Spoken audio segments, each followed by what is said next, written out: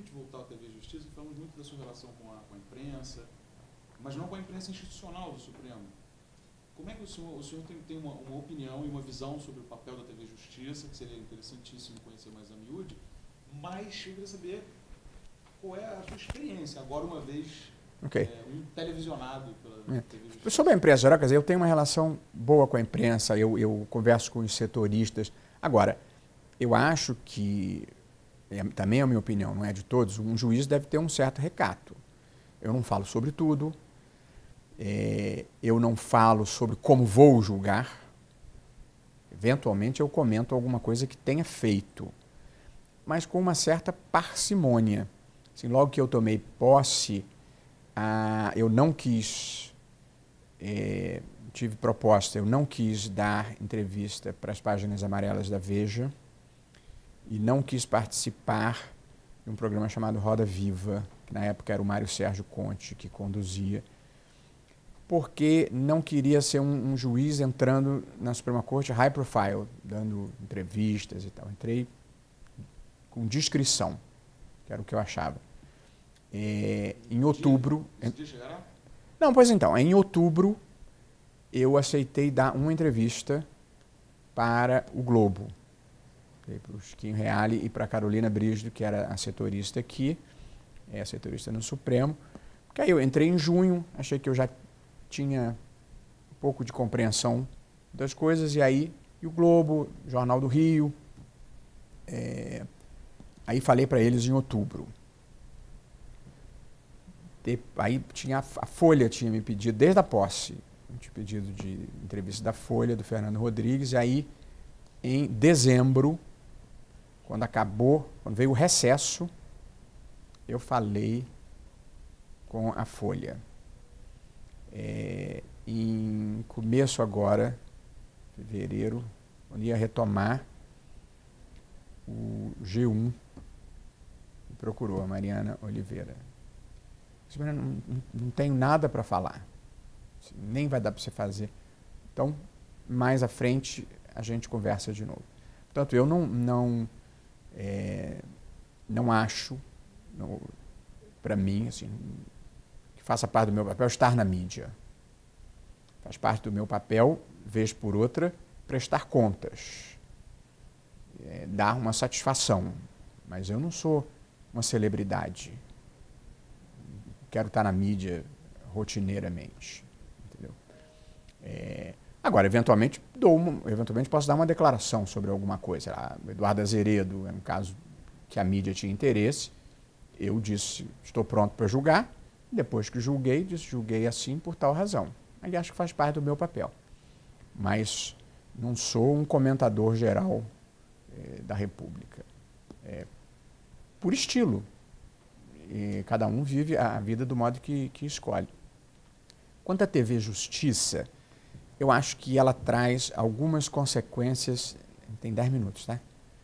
Algumas consequências negativas. Primeiro, a exposição tira um pouco da espontaneidade. Em segundo lugar, e há estatística sobre isso, é uma pesquisa empírica, os votos ficaram maiores.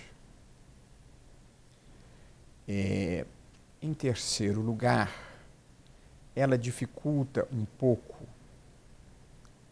o processo de deliberação, porque numa conversa informal, você pode ir, vir, reajustar.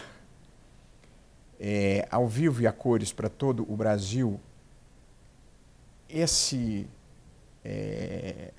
processo circular que num debate informal pode acontecer, de avanços e recuos, concessões, é mais difícil. Embora não seja impossível, mas eu acho que dificulta ligeiramente algum tipo de acomodação que possa produzir consensos, o que talvez seja bom.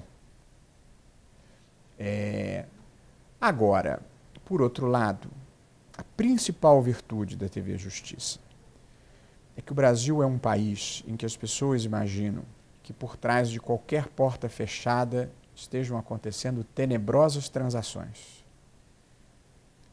E a TV Justiça mostrando os julgamentos do Supremo Tribunal Federal apagam essa imagem. Aqui você vê 11 pessoas bem intencionadas, no geral esclarecidas, tentando produzir a melhor solução.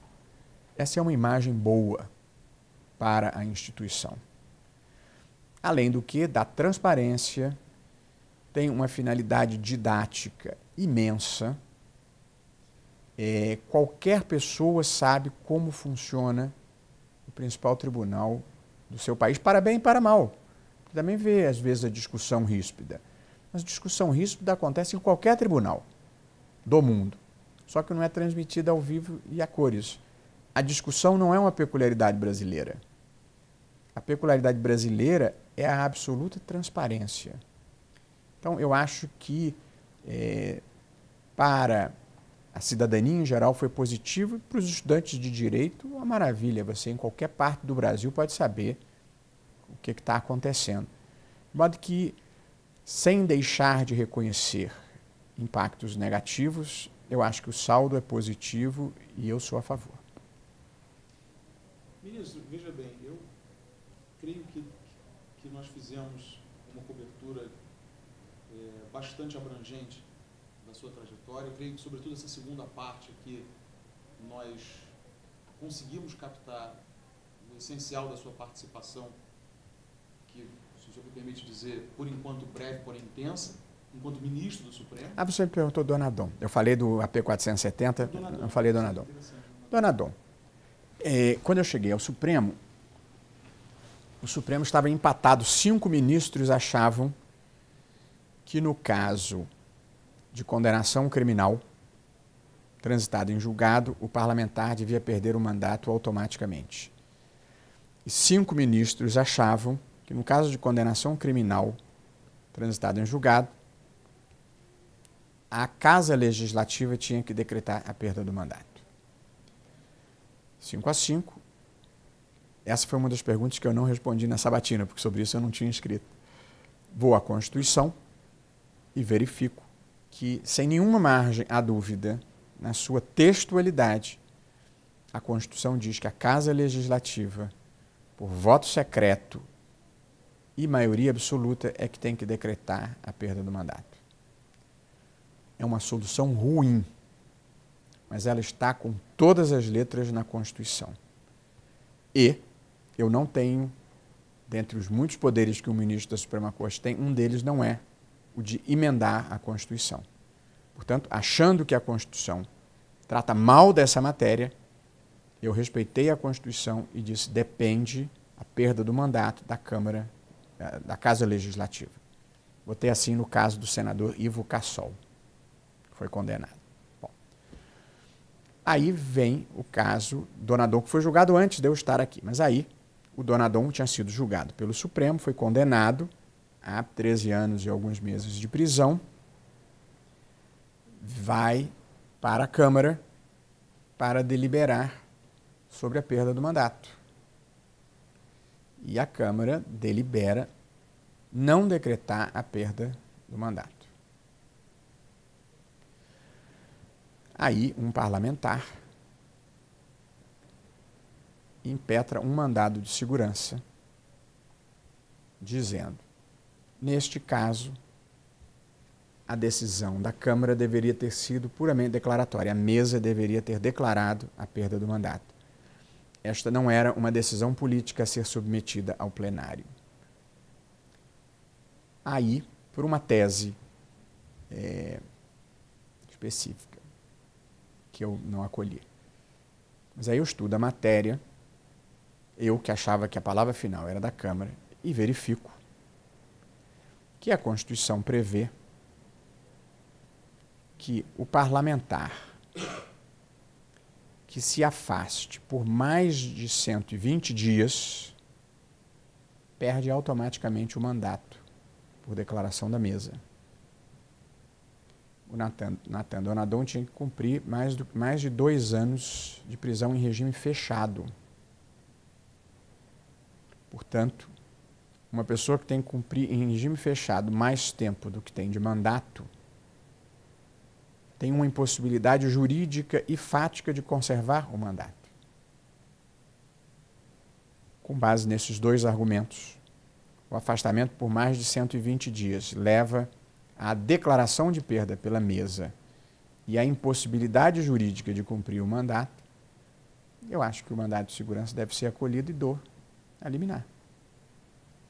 É um pouco a tentação de fazer o bem. Havia uma tese jurídica que me permitia fazer o que é certo e a tese jurídica era a tese correta, eu acho. E acho que a minha decisão proporcionou duas consequências positivas. A primeira, o Senado Federal já aprovou a emenda constitucional mudando o tratamento dessa matéria. Portanto, a condenação criminal com trânsito em julgado em crimes graves gera a perda do mandato automaticamente. Isso foi aprovado pelo Senado. Vai para a Câmara. Acho que é um avanço. Vamos consertar o que estava errado. Segundo, a Câmara dos Deputados, para não ficar numa situação de o judiciário impor a perda de um mandato, ela aprovou o voto secreto, acabou com o voto secreto nessa matéria, aprovou uma emenda, julgou o Donadon de novo e cassou o mandato dele. O mandato de segurança ficou prejudicado. Portanto, eu não só acho que a decisão era tecnicamente correta, como provocou um diálogo institucional extremamente positivo, em que o Congresso, reagindo e assumindo o seu papel, consertou o que estava errado. O que é muito melhor do que eu fazer isso por decisão judicial. Portanto, eu acho que a decisão teve consequências positivas. E também nessa eu não teria voltado atrás, não. A gente na vida, em nenhuma. Isso é uma coisa boa. É claro que pode ser que aconteça em algum momento na vida, como acontece na vida de todo mundo, de eu achar que alguma coisa, talvez se eu pudesse voltar atrás, eu fizesse diferente. Essa frase, só me arrependo do que não fiz, é uma bravata. A gente na vida, se pudesse refazer, refaria muita coisa. Mas eu até aqui, olhando para trás, não vejo nada que me ocorresse fazer diferente. De novo, como eu falei, eu considero uma bênção, eu sou reconhecido à presidenta da República por ter me proporcionado, nessa altura da minha vida, em que eu já estava mais rumo à aposentadoria, a me proporcionar a oportunidade de servir ao Brasil sem ter nenhum outro tipo de ambição ou de interesse, uma coisa boa, que não seja fazer o bem, fazer as coisas bem feitas e empurrar a história um pouquinho no que eu puder. Ministro, o senhor me permite uma derradeiríssima pergunta, ministro Luiz Roberto Barroso, retomando a questão do Thompson, qual a melhor coisa da vida? Muito difícil resumir numa coisa só. Eu acho que a melhor coisa da vida é estar em paz consigo mesmo. Acho que esta é a primeira coisa. A segunda é ter amor para dar, mas a primeira é estar em paz consigo mesmo. A terceira talvez seja receber amor, mas acho que estar em paz e poder distribuir afeto, eu acho que são as melhores coisas da vida.